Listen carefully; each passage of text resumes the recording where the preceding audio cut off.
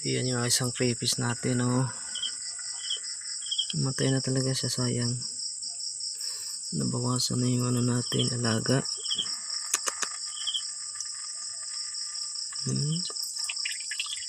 Kagabi ano pa to, yung mahina na siya. Yan talagang wala na talaga.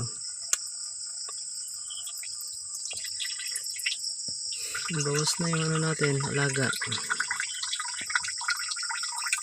Ito naman si buntis yata to. Ito yung ating male. Ayan, kumabas na.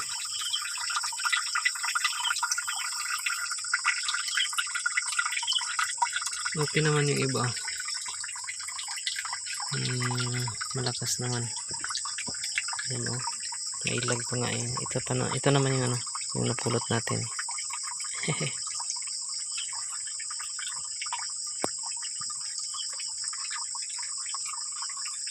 So may isa lang na ano, namatay.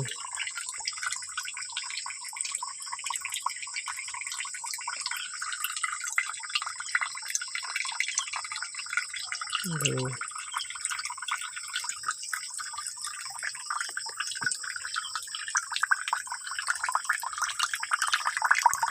Yan yung napulot natin.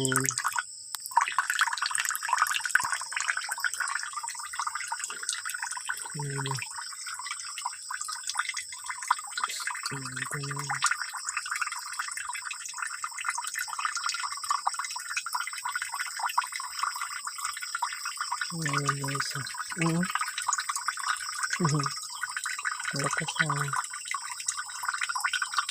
May ilag. Ilahan sa Bisaya, ilahan. Tago.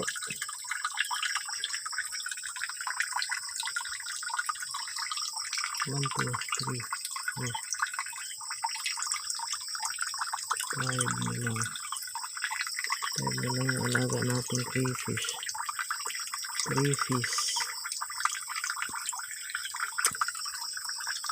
Ayan yung isa.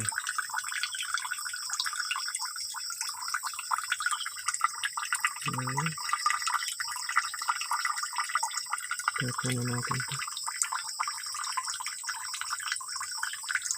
Hindi kaya namatay ito.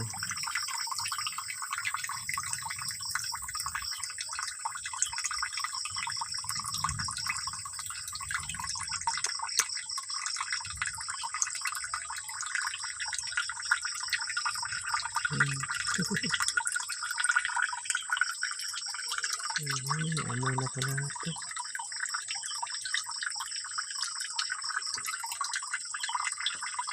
Tapos na natin. Sayang.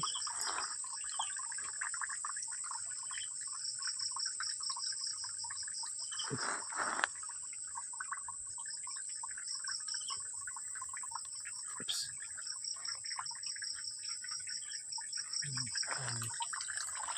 Dapat talaga matanggal yun.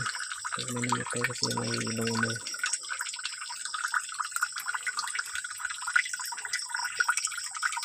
Sana ito patuloy na lumakas. Naka-adapt na sila sa kanilang environment na bago, walang oxygen.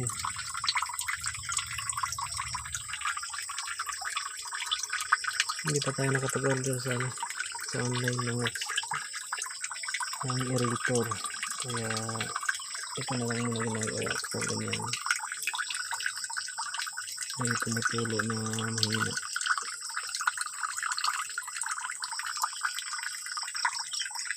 Inabas na si buntis. Tago.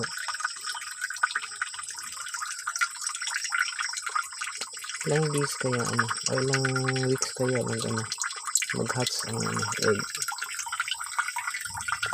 Kapa akong idea sa mga ganyan kasi first time ko pa mag-alaga. Bago pa lang ako nag-alaga yan. Kaya hindi ko pa matsansa kung kailan yan mag-hatch. Nasa belly yung kanyang egg tinatago.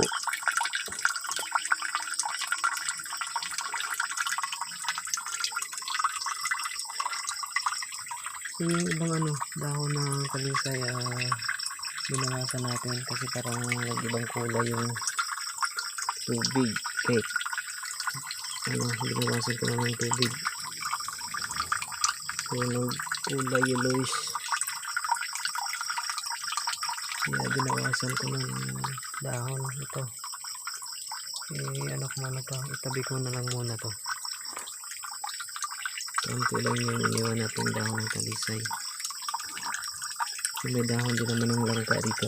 Ano nakalagay? Ano natin nalagay? So, ayan.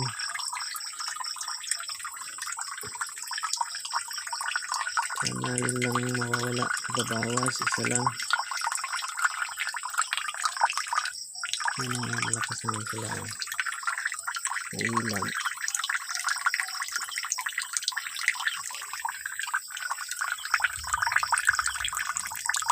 Okay.